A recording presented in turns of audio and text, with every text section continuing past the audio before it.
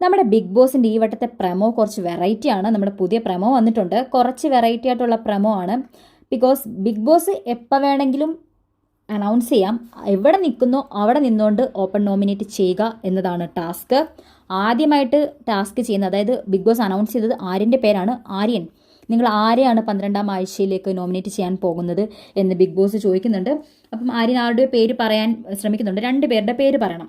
അതിനുശേഷം നമ്മുടെ നെവിനെയാണ് big boss പിടിക്കുന്നത്. നെവിൻ കൗച്ചിൽ കിടന്ന് ഉറങ്ങുമായിരുന്നു. പെട്ടെന്ന് തന്നെ ബിഗ് ബോസിൻ്റെ സൗണ്ടും കേട്ടിട്ട് ഞെട്ടി എഴുന്നേക്കാണ്. അനുമോൾ ഇങ്ങനെ പുറത്ത് നിന്ന് നോക്കുന്നുണ്ട്, വായും പൊളിച്ച് ആരെയാണ് നെവിൻ ചെയ്യാൻ പോകുന്നതെന്ന്. അതിനുശേഷം അക്ബർ കൗച്ചിലിരിക്കുകയായിരുന്നു. പെട്ടെന്ന് എഴുന്നേക്കുന്നു ചാടി. അക്ബറിൻ്റെ പേര് വിളി കേട്ടപ്പോൾ തന്നെ ആദിൽ ഓടിച്ചെന്ന് നോക്കുന്നുണ്ട്. കാരണം അതിലേക്ക് ഇപ്പം നല്ല പേടിയുണ്ട്, താൻ അടുത്ത ആഴ്ച ഔട്ടാകുമോയെന്ന്. ഇപ്പം അക്ബർ തന്നെ ചെയ്യുമോ എന്നുള്ള പേടിയുമുണ്ട്.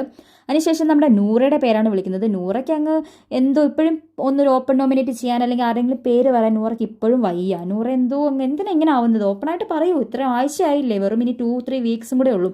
അത് കേൾക്കാൻ വേണ്ടി നമ്മുടെ ആര്യൻ ഒളിഞ്ഞ് നോക്കുന്നുണ്ട്.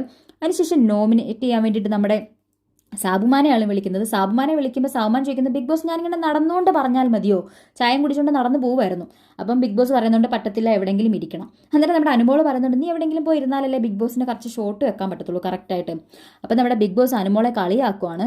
അനുമോൾ, ഷോട്ടിനെ പറ്റിയൊക്കെ നല്ല ധാരണയുണ്ടല്ലോ. പിന്നെ നമ്മുടെ അനുമോൾക്ക് അറിയാതിരിക്കും എവിടൊക്കെ ഏതൊക്കെ ക്യാമറ ഉണ്ട്, എവിടൊക്കെ പോയിരുന്നാൽ എന്ത് ചെയ്യാം, അല്ലെ എങ്ങനെ ക്യാമറയ്ക്ക് ഒപ്പിയെടുക്കാം എന്നുള്ളതിനെക്കുറിച്ചൊക്കെ നല്ല ധാരണ അനുമോൾക്കുണ്ട്. അപ്പോൾ എനിവേ, ഈ ഒരു ഓപ്പൺ നോമിനേഷൻ എല്ലാവരുടെയും കളികളൊന്ന് മാറ്റി മറിക്കാൻ നല്ല വൃത്തിക്ക് പ്രയോജനപ്പെടുത്തുന്ന ഒന്നാണ്. കാരണം ഇനി ഇങ്ങനെ സീക്രട്ടായിട്ട് വെക്കേണ്ട കാര്യമില്ല. ആർക്കൊക്കെ എതിരെ കളിക്കുന്നു എന്നുള്ളത് ഭയങ്കര വിസിബിളായിട്ട് പറയേണ്ട സമയമായി. അങ്ങനെ തന്നെ കളിച്ചേ പറ്റത്തുള്ളൂ. ഇപ്പോഴും പേടിച്ചിരിക്കുന്ന നൂറെ പോലുള്ളവരോടൊക്കെ എന്ത് പറയണം എന്നറിയത്തില്ല. ഇങ്ങനെ ഓപ്പണായിട്ട് ചെയ്ത് കളിച്ചാലേ കളിക്കൊരു സുഖം ഉണ്ടാകത്തുള്ളൂ, അത് കാണുന്നവർക്കൊരു രസം ഉണ്ടാകത്തുള്ളൂ. ഇങ്ങനെ മടി പിടിച്ച് അല്ലെങ്കിൽ അയ്യോ മറ്റുള്ളവർ എന്ത് വിചാരിക്കുമെന്ന് പറഞ്ഞ് മിണ്ടാതിരുന്നതെന്ന് ശരിയാവത്തില്ല.